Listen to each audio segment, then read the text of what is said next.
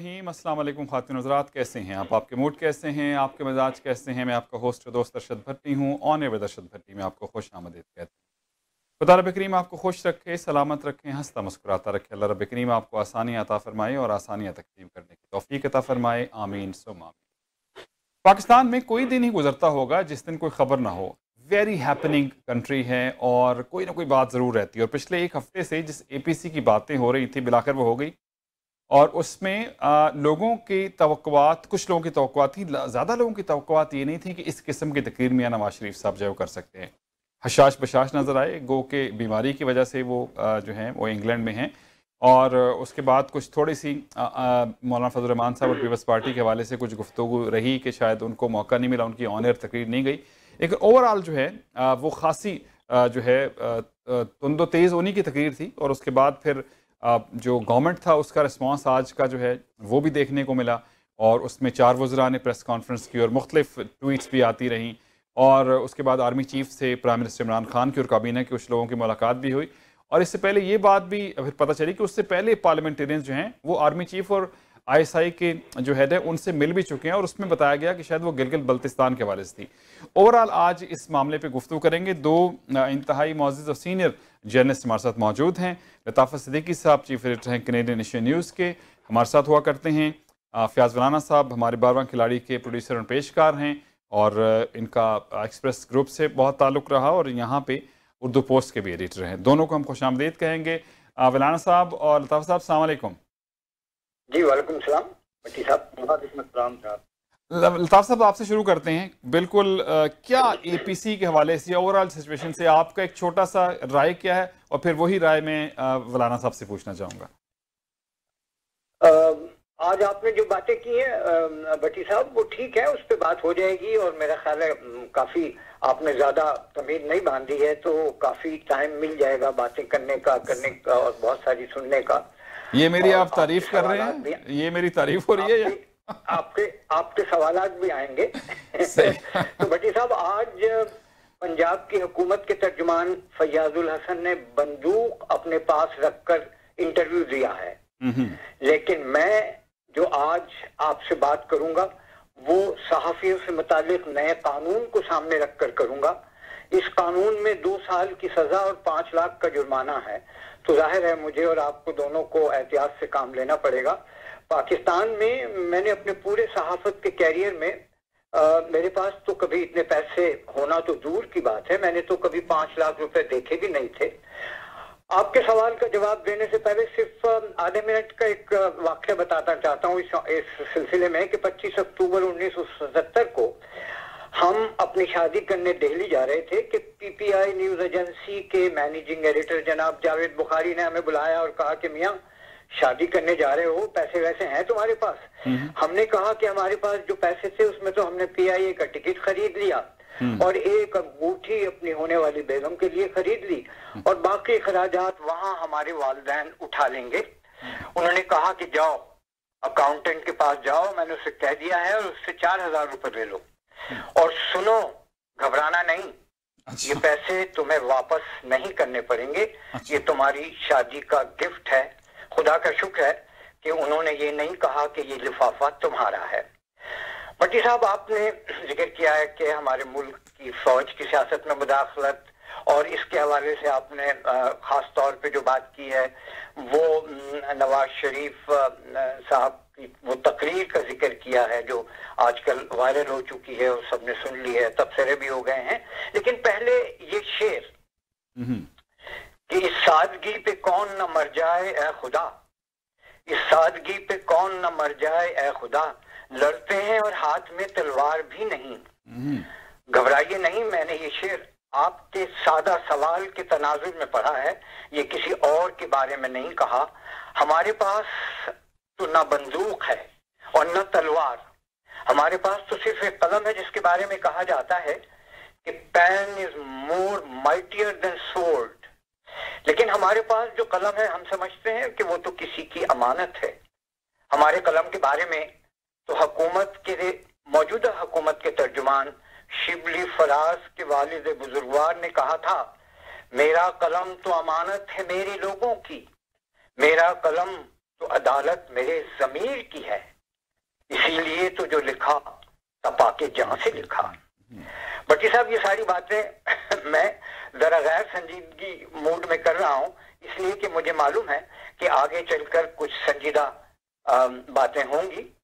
तो पहले बात करना चाहूंगा कि नवाज शरीफ की तकरीर पर जो बात होने वाली है उसके बारे में फिर वक्त मैं इतना ही कहना चाहूंगा कि बीबीसी ने अपनी हेडलाइन में कहा है कि एपीसी पीछे रह गई और नवाज शरीफ की तकरीर बहुत आगे निकल गई। इसी खबर में एक तर्जनिगार का कहना है कि नवाज शरीफ का ये मास्टर स्ट्रोक था।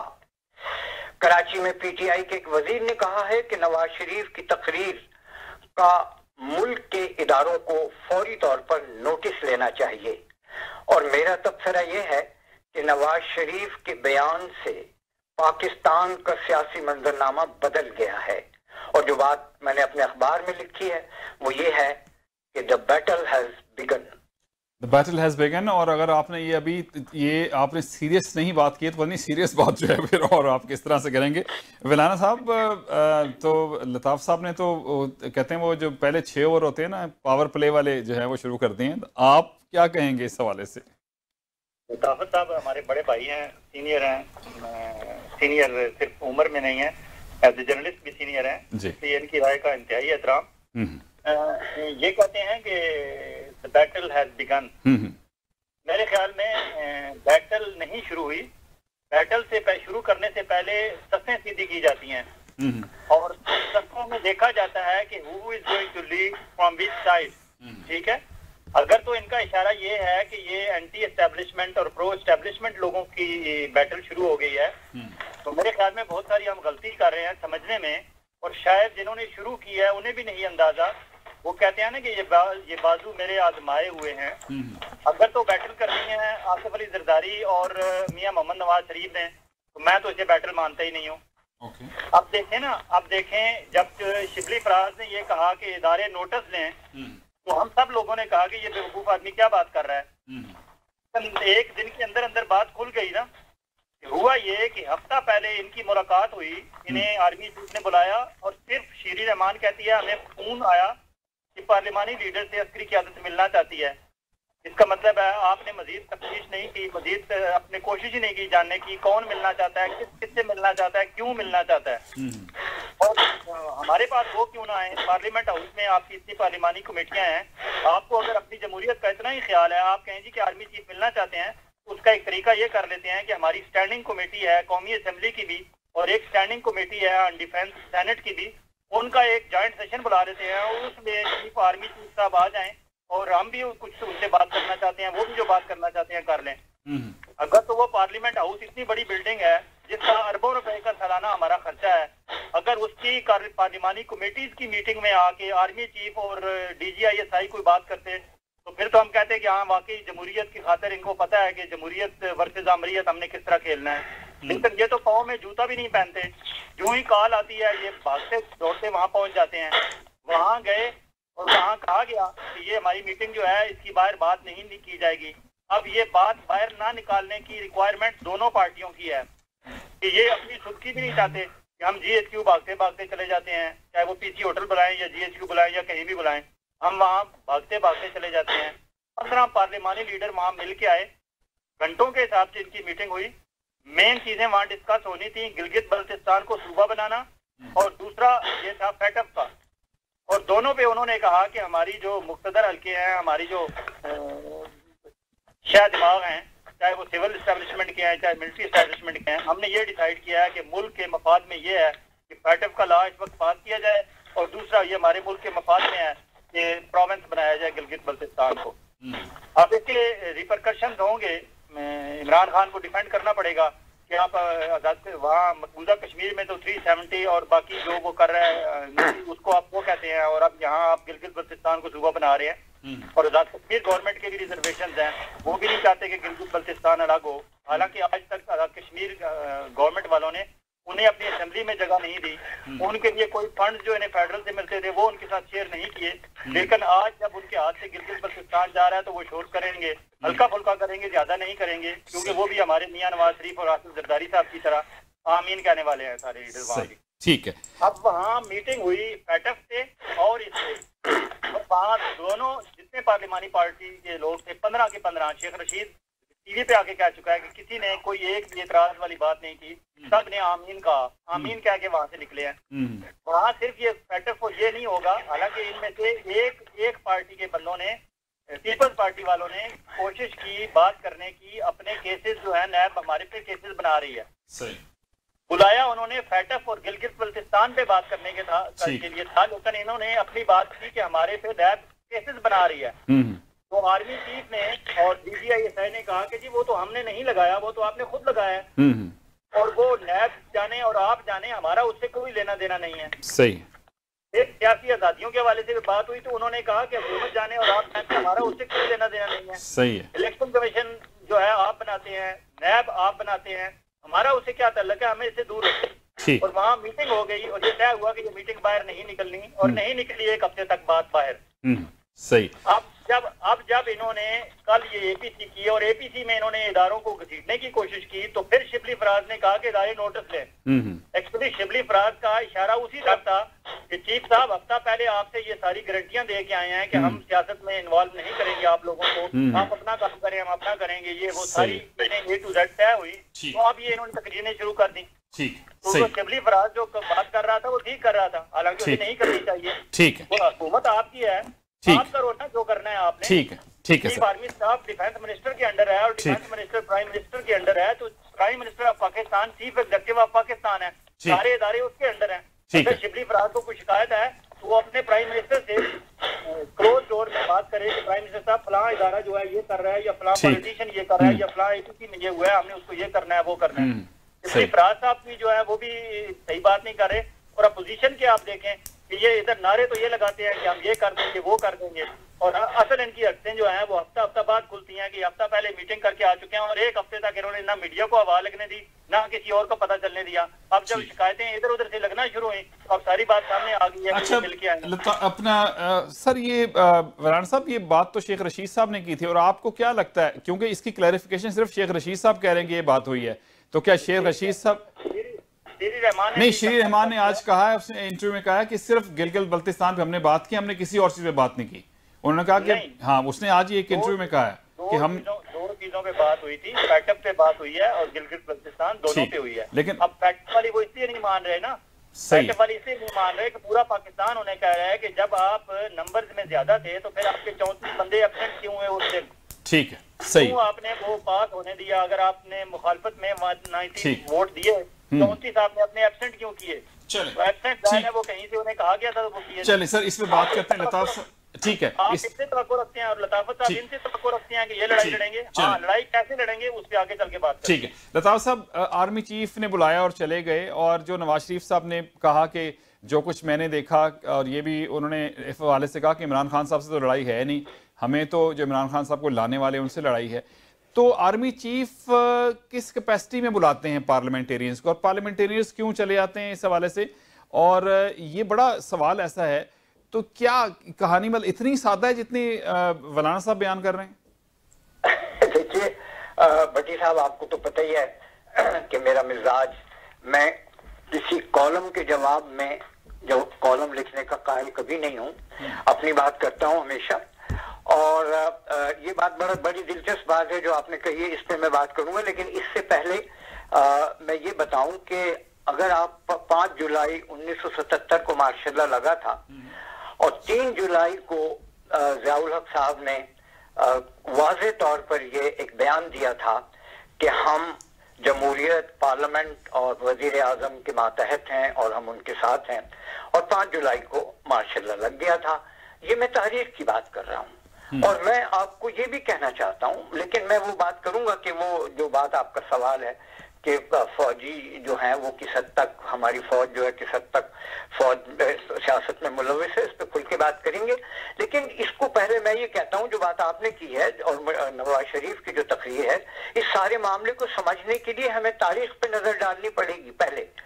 और मैं ये बात जो आपको कहने जा रहा हूँ, ये बड़े इत्मीनान के साथ कह रहा हूँ, कॉन्फिडेंस के साथ कह रहा हूँ, और मैं ये भी कहना चाह रहा हूँ कि मुमकिन है मैं 100% गलत हूँ, लेकिन अपनी बात मैं कहने का कायल हूँ और मैं कहता रहता हूँ। मौजूदा तहरीक के रूह रवा मौलाना फजलुर रहमान के वालिद यानी मौलाना मुफ्ती महमूद साहब ने उस वक्त के वजीर आजम जुल्फकार अली भुट्टो की हुकूमत के खिलाफ 9 सितारों वाली PNA की तहरीक की क़यादत की थी, जिसके नतीजे में भुट्टो की हुकूमत तोड़ दी गई थी और बाद में उन्हें फांसी दी गई थी।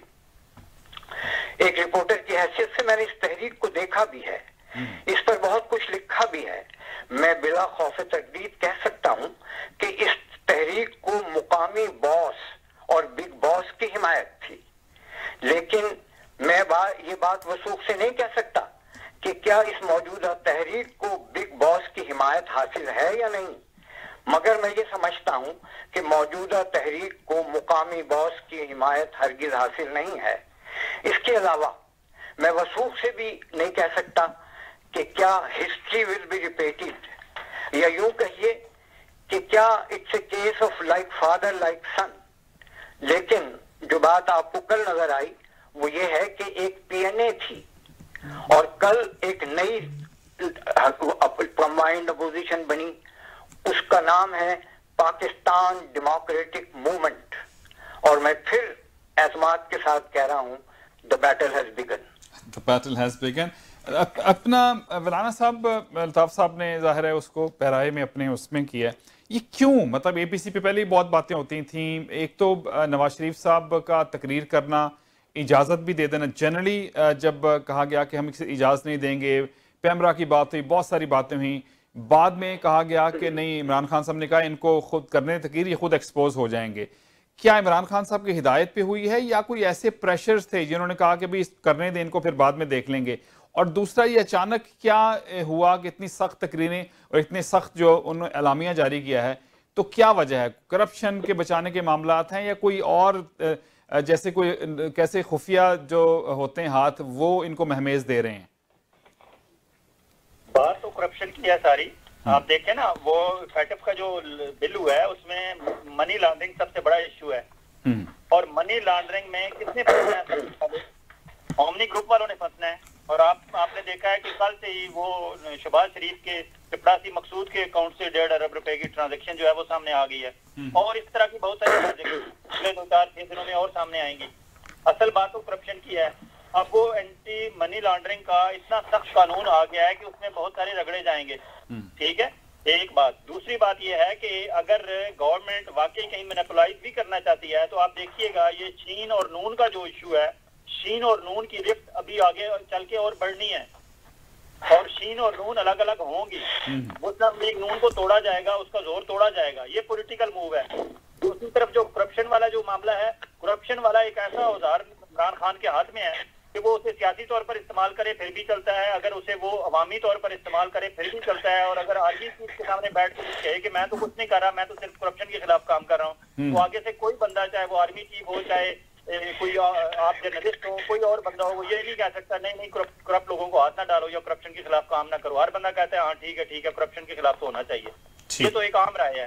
इसलिए ये करप्शन वाली आपने देखा अभी तक इमरान खान ने परसों तरसों भी उसने की, उसने कहा मैं अपोजिशन से हर मामले पे समझौता करने के लिए तैयार हूँ सिवाय करप्शन के। तो और तो कोई इशू ही नहीं है उनका तो इशू ही सिर्फ करप्शन है, बाकी किसी चीज पे उनको एतराज नहीं है। उन्होंने गिलगित बल्तिस्तान पे भी आमीन कह दिया, हालांकि अगर वो वाकई कोई जमहूरी फरतुल्लाह बाबर टाइप लोगों से पूछते तो वो शायद उस पर एतराज करते कि ये आप क्यों कर रहे हैं, ऐसा ना करें। Otherwise whatever we can do for Gilgit and Baltistan we should do. लेकिन जो कि इस वक्त वो घबराए हुए हैं करप्शन वाले मामले में, तो ये करप्शन वाला घोड़ा हाथ में लेके इमरान खान आइंदा 2-3 साल तक कोशिश करेगा कि इनसे जितने जो काम निकलवाने हैं करप्शन का खाता रहेगा। और वो साथ ये भी कहता है कि मैंने तो कोई केस नहीं बनाया, ये तो केस इन दोनों ने एक दूसरे के खिलाफ बनाए हुए थे, मैं उन्हीं केसेस को सिर्फ परसू हमारी गवर्नमेंट नहीं कर रही, नैब कर रहा है, और नैब इंडिपेंडेंट इदारा है। अब देखिएगा 27 अक्टूबर को जब चेयरमैन नैब वो जो है जावेद इकबाल साहब जब वो रिटायर होंगे, नया चेयरमैन नैब जो आएगा उस पर डिपेंड करता है कि ये कैसा बंदा लेके आते हैं नया चेयरमैन। अगर तो वो इंतहाई जल्लाद किस्म का बंदा ले आए और उसने वाकई बिला तब्दील जो है हिसाब शुरू कर दिया, तो फिर गवर्नमेंट की अपने जो कॉरिडोर्स में लोग हैं वो भी हिसाब के शिकंजे में आएंगे और उन्हें भी आना चाहिए। सही। और इमरान खान को अगर इमरान खान को नंबर्स का प्रॉब्लम ना हो तो इमरान खान मेरे ख्याल में कहेगा कि हाँ ठीक है, अपने भी 2-4 लटका दें जो आता है इसमें। फॉर एग्जाम्पल आमिर महमूद कियानी जो मिनिस्टर था हेल्थ का, उसको हटाया क्या था, उसको सिर्फ हटाया गया है, उसके खिलाफ कोई बाकायदा केसेस नहीं हुए आगे रजिस्टर। फिर इसी तरह चीनी वाले थे, आटे वाले थे, और सीमेंट का कार्टेल है, पता नहीं कहाँ कहाँ क्या कुछ हो रहा है। वो सारा करना पड़ेगा इमरान खान को, और उसे अल्लाह करे कि वो करे। अब जहां तक बात आ गई है अपना लताफत सिद्दीकी साहब वाली, वो कहते हैं कि लड़ाई शुरू हो चुकी है।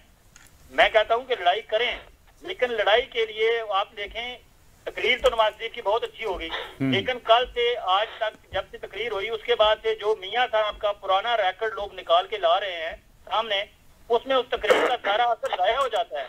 मियां साहब के मुंह से वो बातें जेब नहीं देती। हाँ, उसकी एक सूरत है इस लड़ाई की। इस लड़ाई की ये है, मैं बहुत अच्छे से अपने कालमों में, अपने प्रोग्राम्स में हर जगह कह चुका हूँ कि अगर मुस्लिम लीग नून को दोबारा इक़्तिदार में आना है, उनके लिए सिर्फ एक रास्ता है कि मियां मोहम्मद नवाज शरीफ साहब रिटायरमेंट का ऐलान करें सियासत से, पार्टी मरियम नवाज के हवाले करें। ये बयानिया भी मरियम नवाज का है, मरियम नवाज के एडवाइजर हैं परवेज रशीद साहब, मरियम नवाज के एडवाइजर इस तरह के 3-4 बंदे हैं जिनकी जो भी उनकी गाइडेंस होती है, या मरियम का अपना माइंड बन चुका है एंटी एस्टेब्लिशमेंट, और वो वाकई को इस तरह की फाइट या इस तरह की कोई जंग लड़ना चाहती है। बहुत अच्छी बात है, जवान खून है, आगे आए, नई क़यादत है, वो सारी ये तकरीरें करे, वो लीड करे, और इसी बयानी को, इसी स्टांस को लेके चले। That can make a difference. अगर मियां नवाज शरीफ साहब रिटायर नहीं होंगे, आसिफ जरदारी रिटायर नहीं होंगे, ये दोनों बंदे, तो बिलावल और मरियम मुश्किल में रहेंगे जब तक ये दोनों रिटायरमेंट का ऐलान करके अपने आप को सियासत से लाताल्लुक नहीं करेंगे। अदरवाइज पुराना जो इनका रिकॉर्ड है, जो है, वो बार बार सामने आती रहेगी। फिर इन सारी तकरीरों का, सारे नारों का असर जाया होता जाएगा, कोई फायदा नहीं होगा। लोग ठीक है। अच्छा सर, एक छोटा सा जवाब दीजिएगा इसका, उसके बाद फिर इसको बाद में डिस्कस कर लेंगे। आपने अभी कहा कि एंटी एस्टेब्लिशमेंट मरियम नवाज जो हैं उनका स्टैंड है, आपको क्या लगता है कि पाकिस्तान की सियासत में एस्टेब्लिशमेंट, मिलिट्री एस्टेब्लिशमेंट का कोई किरदार नहीं रहा अब तक? आपको फयाज साहब, आपसे छोटा सा जवाब, फिर उसके बाद फिर से बात करते हैं। नहीं, किरदार मुझसे पूछ रहे हैं आप भट्टी साहब? नहीं, ये अभी लताफ साहब, मैंने फयाज साहब से पूछा, फिर मैं आपसे पूछता हूँ। अच्छा ठीक है जी, गो अहेड प्लीज। आप जनरल जिलानी और जनरल कियानी की वारदातें आपको भूल गई हैं, पूरी कौम को भूल गई हैं। बिल्कुल किरदार रहा है, हमेशा रहा है, लेकिन हमेशा हम उनके पास जाते रहे हैं, हम चोर दरवाजों से उन्हें मिलते रहे हैं। हम का GHQ का गेट नंबर 4 हमने जाके खटकाया है, तो उन्होंने खोल के हमारे लिए हमारी हेल्प की है। ठीक है। हमें जब भी कोई प्रॉब्लम हुआ है, हम उनके पास गए हैं। हमने कभी अपने तौर पर कोई प्रॉब्लम सॉल्व करने की कोशिश की है? कभी भी नहीं की। ठीक है, ठीक। लताफ साहब, ये अभी देखें, एक स्टांस नवाज शरीफ साहब का है और बाकी लोग कहते हैं कि शहबाज शरीफ साहब जो है वो मसालत की तरफ जाते हैं, और ये लगातार वोट को इज्जत दो वाली बात लगातार जो है हो रही है। और जब भी मौका मिला, इन्होंने पहले भी ऐसी बात की और अभी भी इसी हवाले से बात की, और ऐसी बातें करती हैं जो जनरली नहीं होती हैं, जो ड्राइंग रूम्स में होती हैं, अलग से बैठ के होती हैं, कभी कोई इस तरह से ओपनली बात नहीं करता। तो उनको इसके नहीं पता कि इसका क्या जो है वापस इसका रद्द-ए-अमल हो सकता है, उसके बावजूद उनकी अपनी पार्टी के लिए जो है वो मुश्किलात हो सकती हैं। तो क्या इतनी क्या प्रॉब्लम्स, क्या वजूहात हो गई कि नवाज शरीफ साहब को इतनी सख्त तकरीर करनी पड़ी? भट्टी साहब, मैं सिर्फ इतना सा कह सकूंगा आपको कि नवाज शरीफ ने एक्सटेम्पोर तकरीर नहीं की है, उसने रिटन स्पीच की है। जी हाँ, बिल्कुल। और एक पहला पॉइंट। दूसरा पॉइंट ये है, जब रिटन स्पीच और एक्सटेम्पोर स्पीच में दो अलग अलग मामला होते हैं।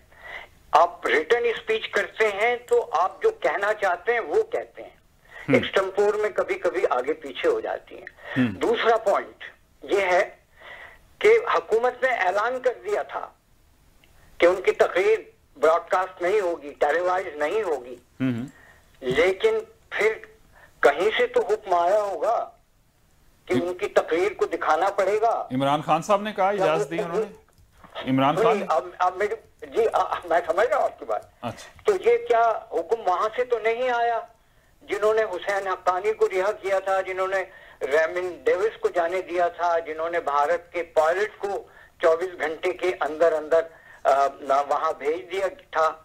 और मैं ये भी इसके साथ साथ मैं ये भी कहना चाह रहा हूँ, ये मेरी जाती राय है, मैं ये नहीं कह रहा कि मैं जो कुछ कह रहा हूँ कोई अथॉरिटी से कह रहा हूँ, लेकिन हर जर्नलिस्ट, हर आदमी, आप भी सोचते होंगे, वलाना साहब भी सोचते होंगे, मैं भी सोचता हूँ, तो मैं जो सोचता हूँ वो आपसे कह रहा हूँ। जिस तरह मैं ये कहना चाहता हूं कि जिस तरह एपीसी पीछे रह गई और नवाज शरीफ की तकरीर आगे बढ़ गई, इसी तरह अकाउंटेबिलिटी और जेल के मामला आगे बढ़ गए हैं। और आपको ये भी सोचना पड़ेगा कि कहीं ऐसा तो नहीं कि इसमें मामला कहीं और हों। मिसाल के तौर पर आपको याद है कि कितने साल कोल्ड वार हुई और उस वो लड़ाई जो थी वो रूस के दरमियान, सोवियत यूनियन के दरमियान और अमेरिका के दरमियान थी, लेकिन उस लड़ाई को हमने लड़ा और उसका जहाज उसका नाम दिया। तो हमें यह भी सोचना चाहिए कि पाकिस्तान के कुछ फैसले इधर उधर से भी होते हैं और ग्राउंड रियलिटी से मुख्तलिफ होते हैं। और इसीलिए मैं बार बार कह रहा हूं कि मुझे ये शक है कि अगर ये लड़ाई हमने शुरू नहीं की तो कहीं ऐसा तो नहीं कोई और तो नहीं करवा, कोई और तो ये लड़ाई नहीं लड़ रहे हैं। लेकिन आपने आपने जो मुझसे पूछा था कि जो है आर्मी की सद तक पाकिस्तान के सियासी मामलात में दखल अंदाजी करती हैं, लेकिन मैं वो जवाब देना चाह रहा था। बहरहाल आपने बीच में एक और सवाल कर लिया, लेकिन मैं इसके हवाले से आपको ये कहना चाहता हूं, और ये आज का यही मौजू है ना सबसे ज्यादा। नवाज शरीफ ने इसी तो बात की है कि जनाब हमें इमरान खान से मुखालफत नहीं है, हमें उनसे मुखालफत है जिन्होंने इनको वजीर आजम बनाया। मगर मैं सिर्फ तारीख के हवाले से कुछ मैं आपको बताना चाहता हूं, आपके नाज़रीन को बताना चाहता हूं कि जब मुल्क में 3 मार्शल लगे थे और 3 सियासी पार्टियां बनाई गई थी, तो क्या वो शेरवानी वालों ने पार्टियां बनाई थी या वर्दी वालों ने बनाई थी? फील्ड मार्शल अयूब खान का जब मार्शल लगा तो कन्वेंशन मुस्लिम लीग बनाई गई। जनरल जियाउल हक साहब का जब मार्शल लगा तो जुनैदो मुस्लिम लीग बनाई गई। और जब परवेज मुशर्रफ साहब ने मार्शल लगाया तो क्या उन्होंने पाकिस्तान मुस्लिम लीग काफ बनाई। और उन्होंने अपनी किताब में लिखा कि चौधरी शुजात ने की मदद से हमने PML क्यों बनाई। ठीक। और आपको याद होगा, और ये बात सभी जानते हैं, मैं तो नहीं कह रहा हूं, और मैं जो भी बात कर रहा हूं मैं तारीख के हवाले से कर रहा हूं, अपनी तरफ से नहीं कर रहा हूं, कि क्या आपको ये बात मालूम नहीं कि ISI के सरबराह लेफ्टिनेंट जनरल हमीद गुल ने बरमला कहा था। हम तो रिपोर्टर बन चुके थे जब उन्होंने कहा, आप शायद अभी प्रोफेशन में आने की कोशिश कर रहे हो, तो उन्होंने कहा कि हाँ हमने बनाई। हम कह रहे हैं, बांगे दौल कह रहे हैं कि हमने बनाई है, आपने जो कुछ करना है कर लो। साबिक आर्मी चीफ असलम बेग ने कहा कि हाँ गुलाम इसाक खान के कहने पर हमने IGI के रहनुमाओं को पैसा दिया था। और ये बात उन्होंने कई दफा कही। और ये सारा का सारा मुकदमा कि क्या मिलिट्री ने IGI के रहनुमाओं को पैसा दिया था या नहीं दिया था, ये सारा का सारा मामला सुप्रीम कोर्ट में पड़ा हुआ है और उस पर फैसला अभी तक नहीं आ सका है। और क्या इस्लाम, और एक बात, आखिरी बात, कि इस्लामाबाद के फैजाबाद के धरने में क्या जहांगीर तरीन या एहसन इकबाल ने पैसों से भरे हुए लिफाफे बांटे थे या ये पैसे किसी और ने बांटे थे? ठीक है लताफ साहब, बात ठीक है, दोनों तरफ की बात है, लेकिन यही बात अगर हम कंपैरिजन विद द पॉलिटिशियंस करें तो उनकी भी ऐसी ही चीजें आपको जो है वो सामने नजर आएंगी। सिर्फ एक तरफ की बात नहीं, दूसरी तरफ भी शायद इसी तरह, शायद इससे ज्यादा जिस तरह से मफादात जो हैं वो उठाए गए होंगे, उनके साथ मिलकर जो है इस किस्म के जो हैं वो वारदातें की होंगी। वलान साहब, जैसे अभी लताफ साहब आपने कहा कि जनरल जिलानी से आपने जनरल कियानी तक की बात की, अभी जो रिएक्शन था गवर्नमेंट का इस APC पे, उनके वज़रा का, क्या वो आप किस तरह से देख रहे हैं? तो उसने तो नहीं कहीं इसको मजीद जो है, मतलब हर एक की अपनी अपनी जो है वो लगता है कि राय है, मुख्तलिफ वज़रा की राय आपस में नहीं मिलती है, वो गवर्नमेंट को बजाय स्ट्रेंथन करने के बाज़ वीक कर देती है। इमरान खान की गवर्नमेंट के बारे में मैं हमेशा, मेरा एक बड़ा क्लियर है कि ये टीम नातजर्बाकार है, इमरान खान खुद नातजर्बाकार है। सिर्फ इमरान खान के अलावा पूरी टीम में कोई एक बंदा आप नहीं कह सकते कि जिसका विजन क्लियर है और जिसे पता है कि उसने क्या करना है। इमरान खान ने अब तक जो गवर्नमेंट की है ना 2-2.5 साल, वो सिर्फ अपनी एक नेक नियति और एक अपने इस हौसले पे कि हाँ मैं कर जाऊंगा, हम कर लेंगे। आपको पता है वो उसकी सारी जिंदगी ऐसे ही गुजरी है। शौकत खानम उसने स्टार्ट किया तो बस मैं बना लूंगा, पता नहीं कितने करोड़ का, कितने उस वक्त 70 करोड़ था शायद उस वक्त। हाँ जी, उसने हाथ डाल दिया। हालांकि उसके पास उस वक्त स्टार्ट में तो कुछ नहीं था, लोगों ने पाकिस्तान भर में लोगों ने उसे पैसे दिए, औरतों ने जेवर तक उतार के दिए, चंदा लोगों ने दिया, तो वो बना ना इतना बड़ा प्रोजेक्ट। तो उसने सारी जिंदगी ऐसे ही गुजारी है कि हाँ मैं कर लूंगा। एक तो उसके ये जो एक उसका एक अज़्म मुसम्मम कह लें आप, चाहे वो उसने मार खाए चाहे हार जाए जो भी हो। दूसरा एक ये थी कि हाँ मैंने करना है पाकिस्तान के लिए और पाकिस्तान का करना है। ये दो चीजों की बेस पे वो चल रहा है अब तक। टीम वाली बात कोई नहीं है, कोई जरूरत नहीं थी ये घबराने की। और ये 4 मिनिस्टर आके प्रेस कॉन्फ्रेंसें कर रहे हैं, एक इधर जा रहा है उधर जा रहा है, मुराद सईद टीवी वालों को कह रहा है कि मेरा बीपर दें लाइव, ये वो मिनटें कर रहा है। शहबाज गिल साहब, कल शहबाज गिल साहब जो है वो अपनी अलग से एक पूरी कहानी सुना रहे थे। हाँ, क्या जरूरत थी? तकरीर हो गई, लोगों को अपना रिस्पांस देखने दें और उसके बाद अगला मूव। फॉर एग्जाम्पल उन्होंने मेरे ख्याल में तो उन्होंने जो कहा है जी कि हम जनवरी में हुकूमत गिराने इस्लामाबाद आएंगे। अब देखें ना, पहले लोग होते थे, अब मौलाना फजल रहमान की भी दरमियान में बात की लताफत सिद्दीकी साहब ने। मौलाना बेचारा बिछड़ा हुआ है, मौलाना लेट हुआ है। मौलाना के बारे में मोहसिन नकवी का वो शेर है ना कि मोहसिन हमारे साथ अजब हादसा हुआ, हम रह गए हमारा जमाना चला गया। मौलाना फजल रहमान साहब की उठक बैठक रही है नवाबजादा नसूरुल्लाह खान साहब जैसे लोगों से, सरदार शेरबाज मजारी जैसे लोगों से और उन बड़े सियासतदानों से। आप मौलाना फजल रहमान को बैठना पड़ रहा है बच्चों के साथ, मरियम और बिलावल जैसे लोगों के साथ। सही। आप इसलिए मौलाना फजल रहमान जो बातें करता है वो उस वक्त की बातें करता है, जबकि आपने देखा कि स्पीच इनकी हो गई तो जब मौलाना की जब स्पीच आई तो उसकी आवाज ही बेचारे की दबा दी गई और उसने बाकायदा एहतजाज किया। बिल्कुल ठीक। और आप अगर सबकी स्पीचेस को कंपेयर करें तो सबसे मजबूत मौकफ, सबसे बेहतरीन stance as a democratic person मौलाना फजल रहमान का है। लेकिन नवाज शरीफ की स्पीच को सारे क्यों कहते हैं जी कि वो आगे निकल गई, एपीसी पीछे रह गई? क्योंकि नवाज शरीफ साहब ने जिस माहौल में तकरीर की, आप देखें ना, वहां ही मौके पे बिलावल ने ऐसा उसे जवाब दिया। उन्होंने कहा जी बिल्कुल हम रिजाइन देने के लिए तैयार हैं, मियां साहब आ जाएं और हमारे इस्तीफे ले और जाएं, स्पीकर को पेश कर दें। सही, ठीक। अब बिलावल को पता है ना मियां साहब ने आना है ना इस्तीफे पेश होने हैं। ठीक। इस्तीफा एक ऐसी चीज है, आपको याद होगा इमरान खान ने 126 दिन मुजाहरे रखे, इस्तीफे ना उन्होंने दिए, ना उसे प्रॉपर तरीके से दिए, ना उन्होंने होने दिए। बल्कि जो पीटीआई के इस्तीफे, जो पीटीआई के दिए गए इस्तीफे मंजूर नहीं हुए, इवन इतने अरसा वो पड़े रहे। वो दिए ही गलत गए, हाँ। टेक्निकली गलत दिए गए थे, जानबूझ के गलत दिए गए थे, वो स्पीकर अप्रूव कर ही नहीं सकते। बिल्कुल ठीक। तरीके से दिए गए थे, सिर्फ एक्सक्यूज था एक, ये भी कभी नहीं देंगे। हाँ, अगर ये मुखलिस हैं, ये कहें जी कि ठीक है 5-5 इस्तीफे, हम हर हफ्ते 5 इस्तीफे देते हैं, और गवर्नमेंट अगर वाकई गवर्नमेंट में कोई है जान तो वो कहें जी ठीक है ये 4 इस्तीफे देते जाएं, हम 4 जिमनी इलेक्शन कराते रहेंगे। नहीं सही, ठीक है। पब्लिक के पास जाते हैं। अच्छा, अब ये आपकी इनमें इतना दम है ना उनमें इतना दम है। अच्छा, क्या देखिए ना, आप देखिए जनवरी में सख्त सर्दी होती है, जनवरी में आप इस्लामाबाद आ सकते हैं मुजाहरा करने? अपने लोगों को मारना है, वहाँ कौन से उनके लिए स्टे के लिए? मौलाना साहब के लिए तो कंटेनर होगा, कोई एयर कंडीशन कंटेनर, मौलाना साहब का कमरा बुक होगा मैरियट में भी और सरीना में भी, लेकिन आम पब्लिक जनता किधर जाएगी? पहले जमाने में 2 चीजों का ख्याल रखा जाता था इत्यादि मुजाहरा करते हुए, एक मौसमी शिद्दत का और एक फसलों की कटाई का। नहीं, मेरे ख्याल जनवरी में उन्होंने विलान साहब जनवरी में उन्होंने इस्तीफे देने की बात की है, शायद उससे पहले शायद वो नवंबर दिसंबर में शायद कोई करेंगे मेरे ख्याल में जल्द से जल्द। उन्होंने कहा है हम अक्टूबर से 10 दिन पहले दिए हैं, इस्तीफा दे दे, नहीं तो अक्टूबर से हम पूरे मुल्क में एहतजाजी मुजाहरे करेंगे। अक्टूबर, हाँ, जनवरी में हम इस्लामाबाद आएंगे। ठीक है, फिर वो वाकई मुश्किल है, इतनी सर्दी में कैसे जाएंगे?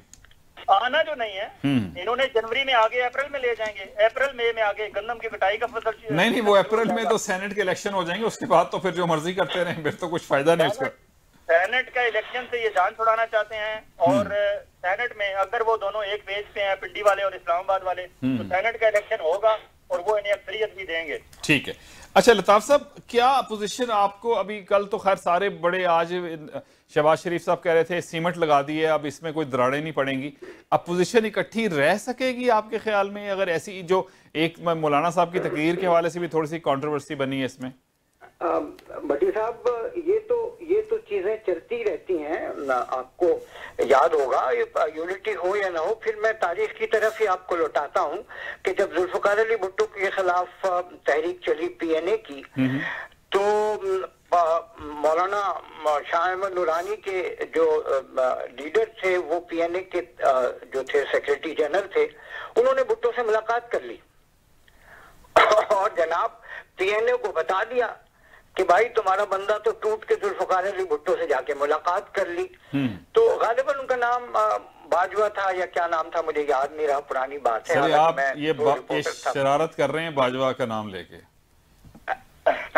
नहीं, कुछ नाम था उनका, जो कुछ भी था, वो मौलाना जेयूपी के लीडर थे। तो उन्होंने फिर बाद में जब उन्हें कहा कि जनाब आप तो जनाब आप पीएनए के सेक्रेटरी जनरल बने थे और आपने तो जाके भुट्टो से मुलाकात कर ली, तो उन्होंने कहा कि जनाब मैंने मुलाकात जरूर की है, मुलाकात करने से, मीटिंग करने से प्रिंसिपल नहीं बदलते। तो बहरहाल उनको निकाल दिया गया और फिर पीएनए की तहरीक चली, और पीएनए की तहरीक जो चली तो वो 9 पार्टियों पर मुश्तमिल थी। अब मौलाना मुफ्ती महमूद साहब के बेटे ने जो तहरीक शुरू की उसमें 11 पार्टियां हैं। मैं आपको वसूख से नहीं कह सकता कि इसकी कामयाबी होगी या नाकामी होगी, क्योंकि ये बड़ा मुश्किल काम होता है, कोई हम आलिमुल गैब थोड़ी हैं, और हम कैसे कह सकते हैं कि हम वो जरूर कामयाब होगी, इसलिए कि हम कोई मौलाना फजलुर रहमान के तर्जुमान तो नहीं है कि हम उनको नहीं कह सकते। लेकिन जो तारीख के हवाले से मैं बात करना चाहता हूं, और मैंने मौलाना मुफ्ती महमूद साहब को भी बहुत इंटरव्यू किए हैं और मौलाना फजलुर रहमान से भी मुलाकातें की हैं बहुत ज्यादा, लेकिन बाप बेटों में कौन ज्यादा ज़हीन है इसका भी मैं कोई तायुन नहीं कर सकता। लेकिन मैं ये अपने मुशाहिदे से बता सकता हूं कि मौलाना फजलुर रहमान को बहुत कम लोग इस पे जानते हैं कि उनका प्रोफाइल अपने बाप से बड़ा था, और उनका प्रोफाइल अपने बाप से क्यों बड़ा था कि इनको किसी तो कुव्वतों ने, कोई तो बड़ी ताकतें थी, चाहे वो वहां पर वो ताकतें किसी बहुत मालदार मुल्क में हो या किसी और अंदाज से सुपर पावर से कोई ताल्लुक हो। ये क्या मौलाना फजलुर रहमान नहीं है जिन्होंने तालिबान की तंजीम बनाई थी, पाकिस्तान में बैठ के नहीं, पाकिस्तान से बाहर। तो मैं ये कहना चाह रहा हूं कि अभी तो सिलसिला शुरू हुआ है, और मेरा ख्याल ये है कि आने वाले हालात पे भट्टी साहब कोई कंक्लूड करना या ये कहना कि इसका ये फैसला होगा या कंक्लूड करना मेरे ख्याल में कब्ल वक्त होगा। मैंने कभी ये नहीं कहा कि फजलुर रहमान जो हैं वो अपने बाप की तरह कामयाब हो जाएंगे। तो मैंने तो ये कहा है कि क्या मौलाना फजलुर रहमान साहब को बिग बॉस की हिमायत है, क्या ये केस लाइक फादर लाइक सन है। ये एक तारीख के हवाले से मेरे जहन में एक थॉट आया जो मैंने आपके सामने पेश किया। अब मौलाना साहब, अभी जब पहले एक मसला हुआ सेनेट के इलेक्शन में, कितने ही लोग जो है वो फ्लोर क्रॉस कह लें या वटेवर, क्योंकि वो तो क्योंकि खुफिया राय शुमारी थी उसमें पता भी नहीं चल सका, गो कि आइडेंटिफाई हो गया। और अभी फैटफ की जो कानून साजी के हवाले से थी, इनके बंदे भी ज़्यादा थे, आए नहीं कम हो गए। तो ये क्यों, मतलब कैसे होता है? क्या ये खुद शामिल होते हैं या फिर वो जो ये इल्ज़ाम लगाती है अपोजिशन के, इन पे प्रेशर डाला जाता है? ये क्या आखिर इसकी क्या वजह? अगर इतनी गेम है तो फिर अवाम बेचारी फिर क्या करे? सब अगर मिले में तो अवाम के साथ फिर क्यों धोखा है? ये नहीं, अवाम को थोड़ा सा समझदारी का मुजाहरा करना चाहिए ना। आज जो है वो ना तो ये 77 का दौर है, ना 70 का दौर है, ना 80s है, ना 90s है। आप तो 2020 में आप बैठे हुए हैं। इंटरनेट में सोशल मीडिया का दौर है, 5 मिनट में चीज वायरल हो जाती है और पूरी दुनिया में पहुंच जाती है। आज हमारे जितने लोग वेल अवेयर हैं और लोग समझते हैं चीजों को, फॉर एग्जाम्पल मौलाना फजल रहमान साहब की बात अभी हो रही थी। मौलाना साहब सियासी तौर पर इंतहाई मैच्योर आदमी हैं और उनकी गुफ्तगू सियासी एतबार से इंतहाई मैच्योर होती है। बिल्कुल। लेकिन आपको पता है इस वक्त मौलाना साहब ने जो कराची में इतना बड़ा इज्तिमा किया था, क्या वो अपनी जेब से मौलाना साहब इतना बड़ा खर्चा करके कर सकते थे? नहीं। फिर उन्होंने एक पेशावर में किया।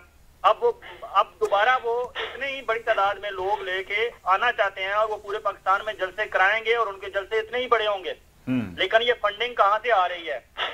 मैं इल्जाम नहीं लगाता, लेकिन मैं दूसरी तरफ आपको लेके जाता हूँ कि इमरान खान क्योंकि नातजर्बाकार आदमी है, उसने एक काम कर दिया था, उसे ये कहना नहीं चाहिए था। उसने किसी इंटरव्यू में कहा है कि सऊदी अरब ने जब हमें अपनी लड़ाई में, किसी और की लड़ाई में हमें घसीटने की कोशिश की तो हमने क्लियर कर दिया कि हम पहले वाला पाकिस्तान नहीं रहा, हम अब किसी की ना लड़ाई लड़ेंगे, ना किसी की लड़ाई में शामिल होंगे, ना किसी की खातर लड़ेंगे। तो हमने उनका 1 अरब रुपया ही नहीं वापस किया, 7% इंटरेस्ट भी दिया है। हमने 1 अरब और 7 करोड़ रुपया उन्हें वापस किया है। ये इमरान खान ने किसी इंटरव्यू में कहा है। इमरान खान को ये कहना नहीं चाहिए था। बातें पहुंच जाती हैं और ये सऊदीया गवर्नमेंट तक चीजें पहुंच गई हैं। मैं नहीं कहता कि मौलाना साहब का सऊदीया से क्या ताल्लुक है, लोगों को थोड़ा सा पढ़ना पड़ेगा, हिस्ट्री पीछे देखनी पड़ेगी कि लीबिया के मौलाना साहब के कितने दौरे हैं, सऊदी अरब के कितने दौरे हैं, और पाकिस्तान में कौन सी सियासी तंजीम या सियासी जमात या मजहबी ग्रोह को किस मुल्क से फंडिंग मिलती रही है या अब भी मिलती होगी।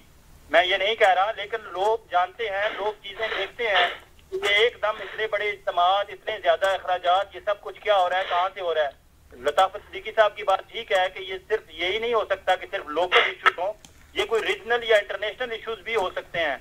तो वो तो चीज एक साइड पे हो गई। दूसरी साइड पे ये है कि क्या मौलाना साहब तमाम सियासी जमातों के साथ मिलकर कुछ बहुत बड़ा पाकिस्तान में कुछ सियासी इनकलाब ले भी आए, पब्लिक को सड़कों पे ले आए, चाहे वो मदरसे के स्टूडेंट ही क्यों ना हो। तादाद तो तादाद होती है, सर जब नजर आते हैं सड़कों पे तो वो सर होते हैं, ये नहीं देखते कि इस पे टोपी है, रुमाल है या नंगे सर के लोग हैं या कौन है, सर तो सर होते हैं। वो तो जब इस्लामाबाद पे चढ़ाई करते हैं तो फिर उनकी चढ़ाई होती है। लेकिन आप ये देखें कि क्या इमरान खान अकेला आदमी है, लेकिन उसका स्टांस मजबूत है। अब तक उसने जो जहां अमेंडमेंट सामने लाया है, हालांकि उस पर अक्सरियत नहीं है, लेकिन जो अमेंडमेंट वो लेके आया है या जो वो काम कर रहा है वो एक आम आदमी के फायदे के काम है। नहीं, वो कैसे हो रहे हैं वो सर, वो कैसे, वो स्टांस किस ऊपर हो रहे हैं, फिर कैसे वोट पूरे हो जाते हैं? आखिर कोई प्रेशर तो होगा ना कहीं ना कहीं। नहीं।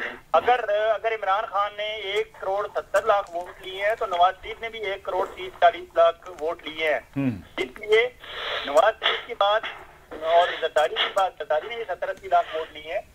हर बंदे की अपनी एक स्ट्रेंथ है।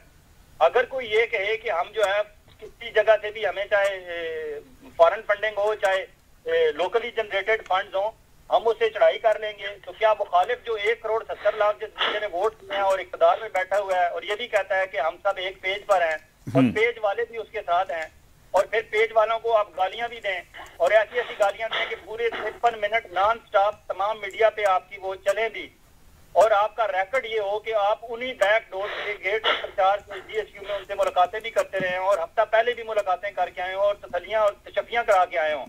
रिकॉर्ड आपका ये है। लड़ाई आप बहुत बड़ी लड़ना चाहते हैं, पता नहीं लड़ेंगे कैसे। पाकिस्तान में आप मफरूर हैं, पाकिस्तान आप आना नहीं चाहते। बिलावल भुट्टो ने ठीक कहा कि आप आए, पाकिस्तान आए, हमसे इस्तीफे लें और जाके स्पीकर को दें। अब इस सारी लड़ाई में फायदा किसने उठाना है? मैं आपको बता रहा हूँ, पाकिस्तान पीपल्स पार्टी ने उठाना है फायदा।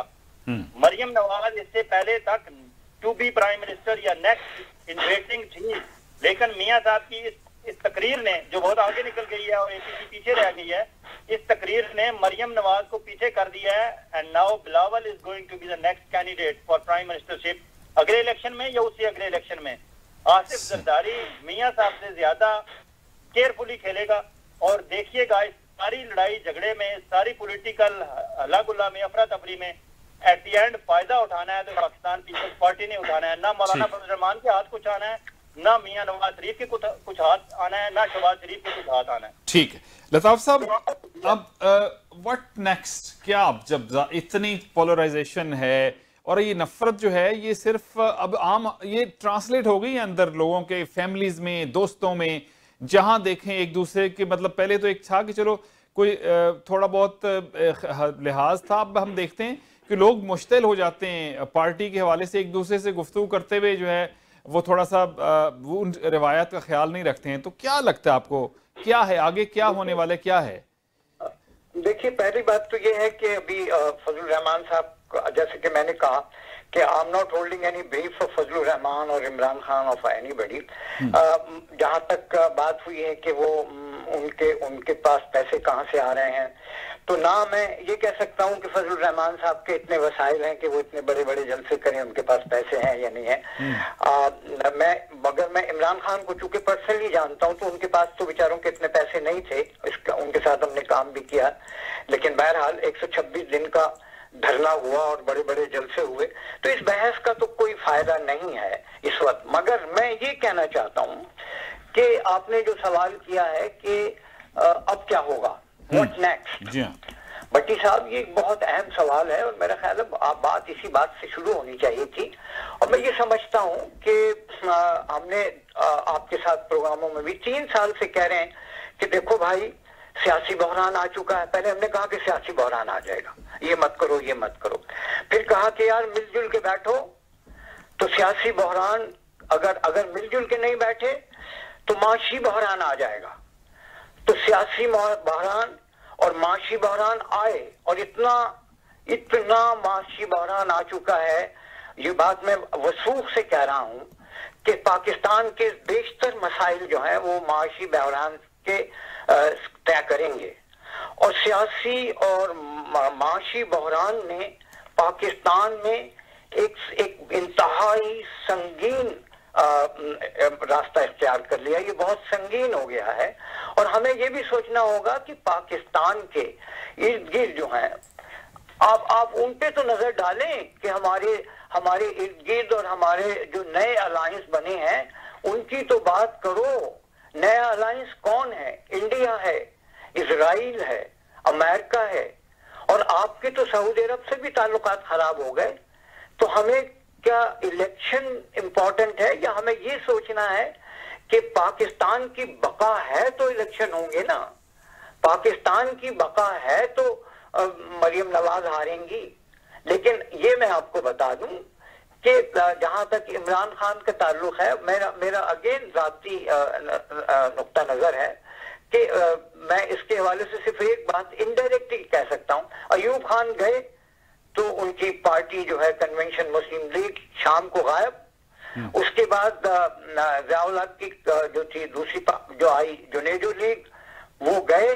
जुनेजो साहब की अपनी जुनेजो PMLN जुनेजो ग्रुप भी लेके गए। मुशर्रफ जब गए तो वो काफ वाफ सब इधर उधर, और उन्होंने अपनी पार्टी बनाई। तो ये तो इलेक्शन की बातें हैं, लेकिन ये सारी की सारी बातें पीस टाइम की बात हैं। आपके पता है कि आपके बॉर्डर पे 9 लाख फौजें खड़ी हैं। तो हम पीस की बातें जो है अगर करनी है तो हमें ये बातें करनी चाहिए कि पाकिस्तान को जो है वो इस बहरान से कैसे निकाला जाए। हुकूमतें तो आती जाती रहती हैं। 3 दफा तो नवाज शरीफ भी वजीर आजम बन गए थे, तो वो तो वजीर आजम नहीं है। बेनजीर 2 दफा वजीर आजम बनी, तो वो तो इस दुनिया में भी नहीं है, वगैरह वगैरह। जुल्फकार अली भुट्टो भी। हुकूमतें आती जाती रहती हैं, लेकिन सवाल ये है पाकिस्तान तो आते जाते नहीं रहते ना। अगर ईस्ट पाकिस्तान चला गया तो वापस तो नहीं आया। तो मेरा ये ख्याल है कि हम अखबार वालों का और सबका, और जो लोग अपने मुल्क से मोहब्बत करते हैं, और मुल्क ने तो किसी का कुछ नहीं बिगाड़ा, इस मुल्क में पोटेंशियल भी बहुत है, तो इस पे तो कोई डिस्कस ही नहीं हो रहा। कब तक नवाज शरीफ वर्सेस जरदारी वर्सेस इमरान खान और फलाना और डिमका, ये सब बातें मेरी जाती राय में मैं इनको ज्यादा अहमियत नहीं दे रहा हूं। मगर मैं ये कहना चाह रहा हूं कि जियो पॉलिटिक्स, रीजनल जियो पॉलिटिक्स बहुत इंपॉर्टेंट है। और हमें क्या भारत की कोई विश लिस्ट नहीं होगी? अगर उन्होंने अमेरिका से डिफेंस पैक्ट किया होगा तो वो कुछ चाहते होंगे। अगर इजराइल जो है वो मिडिल ईस्ट में आके अब बैठ गया है, उसकी भी तो कुछ ख्वाहिश होगी। तो क्या तज्ज़े निगार और जर्नलिस्ट या हम और आप और सब मिलके ये टेबल पे ये तो डालो कि इनकी विश लिस्ट क्या है, ये चाहते क्या हैं और हम कहाँ खड़े हैं, जिसपे तो कोई बात नहीं हो रही। मेरा ख्याल है आप मुझसे इत्तेफाक करें या ना करें। ठीक है। बलान साहब, सेम क्वेश्चन आपसे, क्या आगे अब क्या नजर आ रहा है और किस तरह से माशी सूरत हाल जो है, आपको पता है कि पाकिस्तान की जिस तरह से है, गो कि कुछ बेहतरी के आसार हैं, तो आपको क्या व्हाट्स नेक्स्ट, आप किस तरह से देखते हैं? मेरे ख्याल में पाकिस्तान बिल्कुल ठीक ट्रैक पे जा रहा है। आप देखें, आज से कोई 4 महीने पहले एक्टमा के चेयरमैन जो है, एक्टमा है all Pakistan textile mill association जी, उसके चेयरमैन है गौर साहब। उनका इंटरव्यू एक मैंने सुना था। उन्होंने कहा, वॉइस ऑफ अमेरिका पे उन्होंने कहा था कि हमारी पाकिस्तान भर की जितनी टेक्सटाइल इंडस्ट्री है, हम अपनी 100% कैपेसिटी पे काम कर रहे हैं इस वक्त। हमें कोई बिजली का प्रॉब्लम नहीं है, हमारी 100% प्रोडक्शन है, और हमारे अगले 1 साल तक ये हमारी तमाम मिलें जो हैं वो फुल्ली 100% बुक हैं। और आपने देखा कि इस कोरोना में भी सबसे पहले टेक्सटाइल इंडस्ट्री को ओपन करने का गवर्नमेंट ने कहा कि ओपन करें और आप काम करें, और वो काम कर रहे हैं। उसका असर आपको इस साल के एंड पे जब आपको एक्सपोर्ट्स के फिगर्स आएंगे तो आपको पता चलेगा कि पाकिस्तान के एक्सपोर्ट्स के फिगर्स कहाँ चले गए हैं। इसके अलावा डिफेंस प्रोडक्शन में बहुत काम हो रहा है पाकिस्तान में। अभी गवर्नमेंट ने हाउसिंग सेक्टर जो कहते थे 50 लाख घर कैसे बनेंगे, क्या होगा क्या नहीं, आपने देखा पाकिस्तान में आज तक फोरक्लोजर लॉज नहीं थे, अब फोरक्लोजर लॉ हो गए हैं, एग्जिस्ट करते हैं। और अब पाकिस्तान में इससे पहले 0.2% बैंक मॉर्गेजेस देते थे क्योंकि फोरक्लोजर लॉज नहीं थे। अब वहां अगर कोई मॉर्गेजेस शुरू देना करेंगे बैंक और लोग ज्यादा घर बनाना शुरू करेंगे। आपके पास बुनियादी चीजें नहीं है। आपने वहां पाकिस्तान में इन्होंने अब डिजिटल अकाउंट जो खोला है, उसके बाद अब पेपाल और फेसबुक और जितने ये सोशल आजकल है उन सबको अब पाकिस्तान गवर्नमेंट जो है नए अपने जो साइबर के लॉज ला रही है उसमें पाबंद कर रही है कि आप पाकिस्तान में जाके अपने ऑफिस खोलें और हमारे साथ यहाँ बैठ के बात करें कि यहाँ से आप कितना पैसा जनरेट कर रहे हैं और किधर लेके जा रहे हैं और कैसे लेके जा रहे हैं। अगर आपने पाकिस्तान के 22 करोड़ अवाम की मार्केट को केटर करना है तो आपको हमारी टर्म्स एंड कंडीशंस पे करना होगा, and you won't be able to take away data from Pakistan. तो डाटा प्रोटेक्शन की बात हो रही है, इन चीजों पे काम हो रहा है, हर मिनिस्ट्री काम कर रही है। सिर्फ इमरान खान का मसला ये है कि वो हर मिनिस्टर से, मैं तो बल्कि कितनी दफा कह चुका हूँ कि उसे चाहिए कि हर 2 महीने हर 3 महीने बाद इन मिनिस्टर्स को बुलाए और इनसे इसकी कारकर्दगी पूछे और कारकर्दगी लाइव टीवी पे लोगों को दिखाएं कि ये इस मिनिस्टर की और इसके सेक्रेटरी की ये कारकर्दगी है, और जो काम नहीं करता साइड पे करें। सही। अगर लेकर हमारे यहाँ ना बिलावल इससे बात करेगा, ना मौलाना फजल रहमान इससे बात करेगा, ना मरियम इससे बात करेगी, जो करने के काम है। लेकिन उनका मसला क्या है? उनका मसला करप्शन है, नैब है। आर्मी चीफ को DGI को मिले हैं तो इन्होंने नैब के चेयरमैन की कंप्लेंट की है, और तो कोई कंप्लेंट नहीं की इन्होंने महंगाई का तो बात नहीं की। अभी इनके जो 30 पॉइंट आए हैं उसमें कितने पॉइंट्स हैं महंगाई से रिलेटेड, कितने पॉइंट्स हैं बेरोजगारी से रिलेटेड, कितने पॉइंट्स हैं एक्सपोर्ट्स के रिलेटेड, कितने पॉइंट्स हैं कोविड के हवाले से? कुछ भी नहीं है सिवाय इसके कि करप्शन करप्शन करप्शन। हमारा जो है नैब हमारे पीछे ना आए, ये जो बेनामी अकाउंट्स निकल रहे हैं ये निकलने बंद हो जाएं, और बाकी हमें जो है सीटें दें, कश्मीर कमेटी की चेयरमैनी दें, सेनेट में हमें जो है प्रॉपर एडजस्ट किया जाए, कौमी असेंबली में एडजस्ट किया जाए। सिर्फ इनके ये मुतालबे हैं और कुछ नहीं है। पब्लिक की बात कौन करता है? कोई भी नहीं करता। और मसला ये है कि हमारा मीडिया जो है वो भी इन्हीं के पीछे भाग रहा है और इन्हीं के पीछे दौड़ रहा है। लताफत साहब ने बिल्कुल सही कहा है कि जो रियल इश्यूज हैं उन पे ना हम मीडिया वाले बात कर रहे हैं, ना हमारी कौम उसकी तरफ जा रही है, और गवर्नमेंट को तो होश ही नहीं है, उनको तो पता ही नहीं है कि किस चीज को रिएक्ट किस तरह करना है। अब इस पे इतना रिएक्ट करने की क्या जरूरत है कि 4 मिनिस्टर बैठ के जो है वो अपनी प्रेस कॉन्फ्रेंसें करते रहे। ठीक है सर। और sir thank you very much. आपसे दिल तो करता है, और जब आपसे गुफ्तगू होती है दोनों हिसाब से तो चाहे घंटों करते रहें, और बहुत सारी चीज़ें हम आपसे सीखते भी हैं, लेकिन क्या करें, प्रोग्राम का एक ख़ास वक्त मुअय्यन है, उसके अंदर ही प्रोग्राम ख़त्म करना होता है। लताफ़त सिद्दीकी साहब बहुत शुक्रिया आपका, आपके वक्त देने का, थैंक यू वेरी मच। आपका भी शुक्रिया। और वलाना साहब thank you very much sir, बहुत शुक्रिया आपके वक्त देने का, thank you very much. Thank you. 2 तरह की आपने गुफ्तगू सुनी, एक तरफ बहुत उम्मीद है, दूसरी तरफ कुछ खदशात हैं, लेकिन उसमें हकायक भी हैं। पाकिस्तान की जो सियासी सूरत हाल है वो ऐसे ही है, मतलब इतना अरसा हो गया, हम भी जो बचपन जवानी उधेड़ उम्र तक आ गए, लेकिन ऐसे ही रहा। वो जो गाना शहजाद राय ने बनाया था कि जो है वो सूरत हाल जो है मुश्किल सूरत हाल से ही जो है वो गुजर रहा है। इसका हल कैसे होगा? ज़ाहिर है हर शख्स की ख्वाहिश है, हर पाकिस्तानी की ख्वाहिश है, चाहे पाकिस्तान में रहने वाले हों या पाकिस्तान से बाहर रहने वाले हों, अपने वतन से मोहब्बत जो है वो सभी को होती है और उसका इजहार मुख्तलिफ़ तरीके से किया जाता है। लेकिन सियासी तौर पे वहाँ जो पोलराइजेशन नज़र आ रही है वो दुरुस्त नहीं है। ज़रूर आप एक दूसरे को सपोर्ट करें, अपने अपने जो आपके पार्टी जो है उसको सपोर्ट कीजिए, एक तो इखलाक के दायरे में रह के, और फिर रियासत के ऊपर कॉम्प्रोमाइज़ नहीं करना चाहिए किसी भी हवाले से। आप जो स्टैब्लिशमेंट की बात होती है, आर्मी स्टैब्लिशमेंट की बात होती है, अब इतने अरसे से वो किसी ना किसी तरीके से गवर्नमेंट में शामिल हैं। तो नया जो इमरानी नज़रिए की बात की जाती है, कि नए निज़ाम की बात की जाती है, अब कहीं ना कहीं उसके ऊपर काम करना होगा, और तमाम स्टेक होल्डर्स को मिल बैठ कर अपना अपना, शायद हम हिस्सा तो नहीं कह सकते, लेकिन क्या क्या जिम्मेदारियां हैं वो उनको तफवीज़ कर देनी चाहिए, और कोई ऐसा सिस्टम बना देना चाहिए जिससे वंस फॉर ऑल ये तमाम मामला ख़त्म हो जाएं। इलेक्शन है, जमहूरियत है, आप इलेक्शन लड़ें जीतें, और जहाँ जहाँ जिसकी ज़रूरत है वहीं रहे।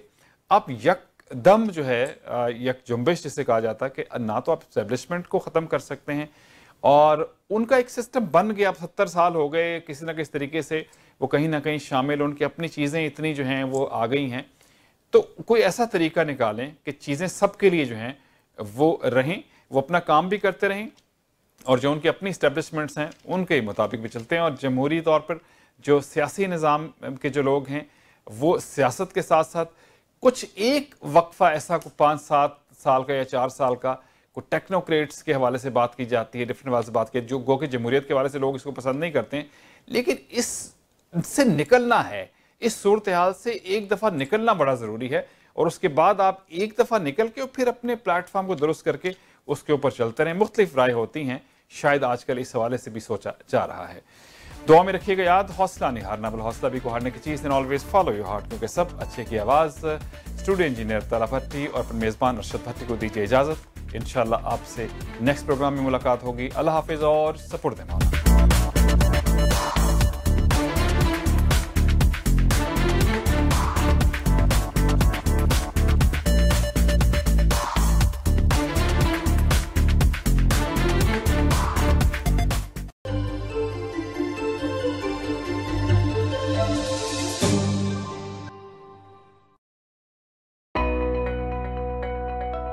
Are you looking to buy or sell a business?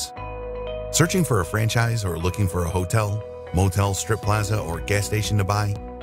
Our certified professional team and certified franchise consultant are ready to help you, who represent more than 400 branches in North America. Call us today at 416-300-5600 or text us your email and contact details on this number and our team will contact you. 416-300-5600. जैसे जैसे कारोबार दोबारा खुल रहे हैं, जिस्मानी दूरी की मशक जारी रखें और अक्सर अपने हाथ धोएं। कोविड-19 के फैलाव को रोकने में मदद करें। ontario.ca/coronavirus देखें। यह इश्तिहार हुकूमत ऑन्टेरियो ने जारी किया है।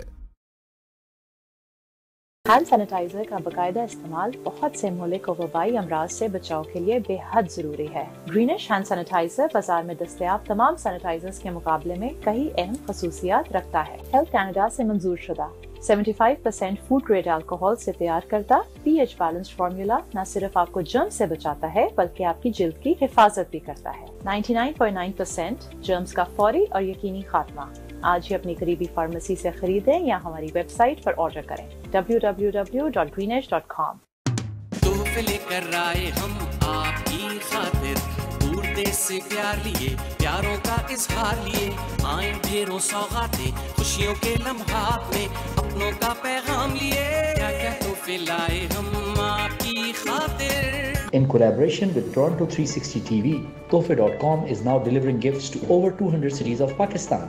Order online to get amazing discounts. Use code CAN360, CAN360 or call 647-291-3707, 647-243-4243. Team Farhan, Mortgage Solutions designed for you. 15-year experience of mortgage services. Customized mortgage solutions as per your need. Commercial, residential, construction and agricultural mortgage. Our lowest mortgage rate. At Team Farhan, we're here for all your mortgage needs. Team Farhan को एक दफा खिदमत का जरूर मौका दीजिएगा. And this is my personal promise to you, you will not be disappointed.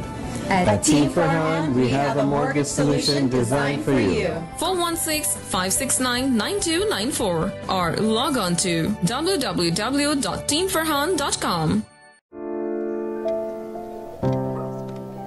Injuries not only impact you, but also people around you. Life is better than this.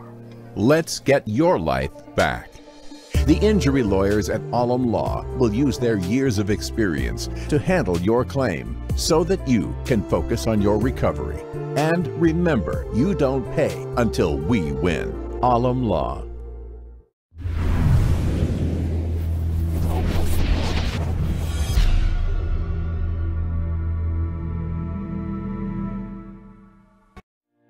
Greenish hand sanitizer, Ala Green quality, 75% food grade alcohol, non sticky और non oily formula आज ही अपनी करीबी pharmacy से खरीदें या हमारी website पर order करें www.greenish.com।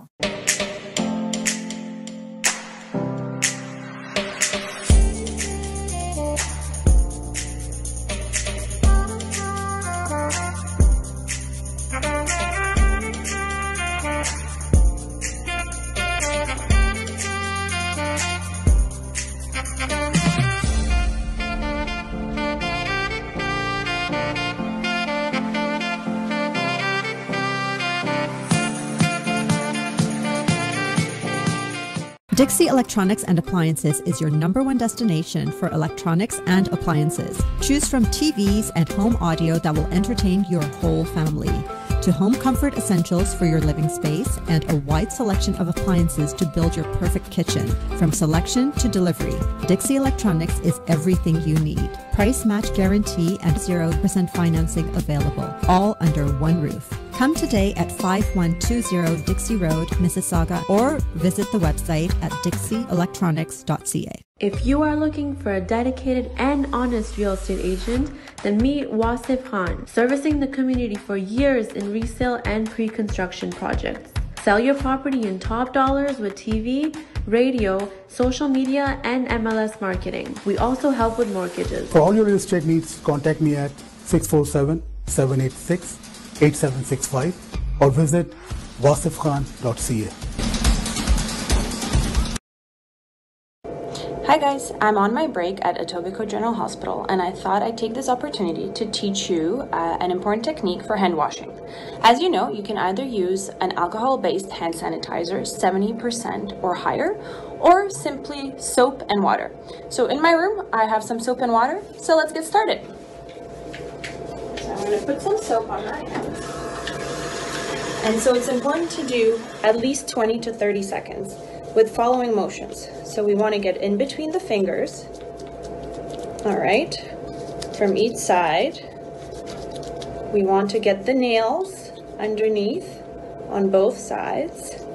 We also want to make sure we get the thumbs, because thumbs stick out and sometimes we don't get them. Then on top of the hands, the wrists, and all over. 20 to 30 seconds. And now we simply rinse it off. Now our hands are clean, so we don't want to touch anything.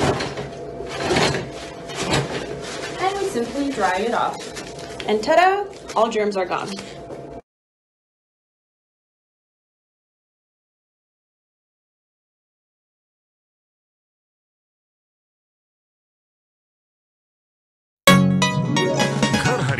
या हो बेचना, कोई तजर्बाकार और ईमानदार realtor हो देखना, तो real estate की फील्ड में आपका दोस्त, आपका रफीक, ताबिश तौफीक, ताबिश तौफीक. If you're searching for an honest and experienced realtor, please call Tabish Tawfiq of Remax Champions Realty Inc. 647-518-3000 or visit tabishhomes.com. आपका दोस्त, आपका रफीक, ताबिश तौफीक, ताबिश तौफीक. 647-518-3000. If you are looking for a reliable, professional, and affordable travel agency in your town, then your search is over. Global Travel and Tours is your personal travel partner. Our dedicated staff always ready to make your trip hassle-free, memorable, and cost-effective. We will assist you with hotel reservations, the transportation, visa assistance, and travel insurance. Please give us a call right now at 1-877-275-3555. रोशन मुस्तकबिल और अपनों का साथ जन्नत से कम नहीं।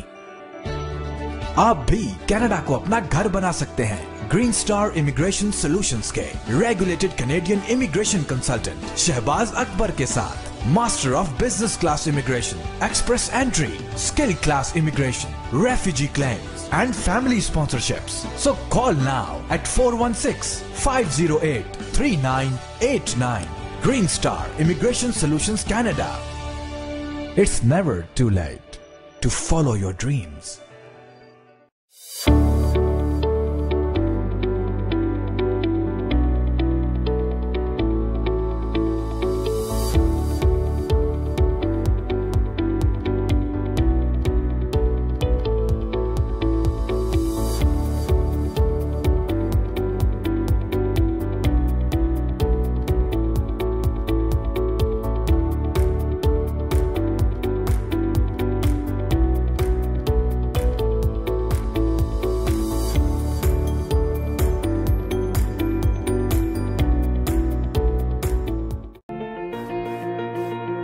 the law professionals at TM Law, providing professional services in the GTA in the areas of civil litigation, criminal defense, family matters, and real estate, serving the community in English, Punjabi, Hindi, and Urdu. For more information, call Tahir Majid, barrister and solicitor at 647-838-4773, or you can visit tahirlaw.ca. शौक है नवाबों का और महफिलों की जान है, मुंह में जो रस घोल दे यही तो इसकी पहचान है। जायका है रवायती और खुशबू बेमिसाल है, कभी मीठा कभी खुशबूदार और कभी सौंफ सिपारी की भरमार है। मेहमान नवाजी का जो आखिरी पायदान है, सांसों को महका दे लबों को जो कर दे लाल, यही तो बाबू का पान है। और पान ही नहीं, फालूदा, आइसक्रीम और शवारमा भी है दस्तयाब। तो तशरीफ लाएं हमारी किसी भी ब्रांच पे। बाबू पान, टेस्ट नॉन स्टॉप।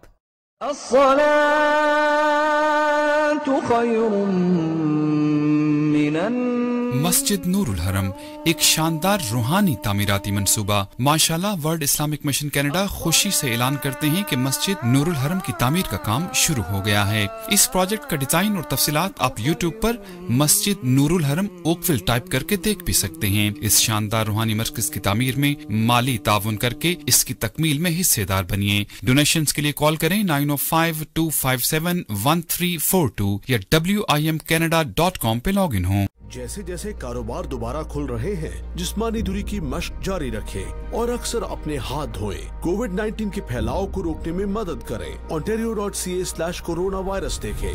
यह इश्तिहार हुकूमत ओंटारियो ने जारी किया है। I help clients with their legal protection, but I haven't done any estate or tax-free retirement planning for myself. With the recent changes, I wish I could minimize taxes and plan for a tax-free retirement income. For over 18 years, Zahid Syed of Arush Financial has been giving business owners and professionals sound advice on tax reduction, life and health insurance, and estate planning strategies. Act now. I can help. Are you planning on buying, selling, or investing in real estate? And looking for a reliable real estate broker? Then look no further. Call Noma today. List your home and start packing. Honest, reliable, and a top negotiator. Give your attention to Noma. Over 10 years of Canadian real estate market experience. Invest in new construction projects with day one price. Call Noma Bobber today at 647-962-0007. Student Biryani, famous Pakistani cuisine in Mississauga, offers a relaxing atmosphere which is perfect for couples, families, and groups. All halal menu with our signature biryani halim, delicious balochi karai, and Peshawari karai made with fresh ingredients, nihari, barbecue rolls, kids meals, and many more Pakistani dishes for all ages. We also offer customized menu for catering. Student Biryani, proudly serving food lovers since 1969. This is our first and only branch in Canada. Come visit us today at 1010 Dreamcrest Road, Mississauga, or call us at 905-812-1969. जिंदगी में आगे बढ़ते रहना ही कामयाबी है और Canada में कामयाबी शुरू होती है अपने घर से। तो अगर आप घर खरीदना या बेचना चाहते हैं तो चुनिए सिर्फ honest, experienced and dedicated real estate professional को, like Mohammad Kamaluddin. Real estate, investments और प्री कंस्ट्रक्शन प्रोजेक्ट्स के डाइवर्स एक्सपीरियंस के साथ expect no surprises, just honest customer services from Mohammad Kamaluddin. So call now at 416-890-2501. तोहफे लेकर आए हम आपकी खातिर, दूर देश से प्यार लिए, प्यारों का इजहार लिए, आए ढेरों सौगातें, खुशियों के लम्हात में अपनों का पैगाम लिए, क्या क्या तोहफे लाए हम आपकी खातिर। In collaboration with Toronto 360 TV, Tohfe.com is now delivering gifts to over 200 cities of Pakistan. Order online to get amazing discounts. Use code CAM360, CAM360 or call 647-291-3707, 647-243-4243.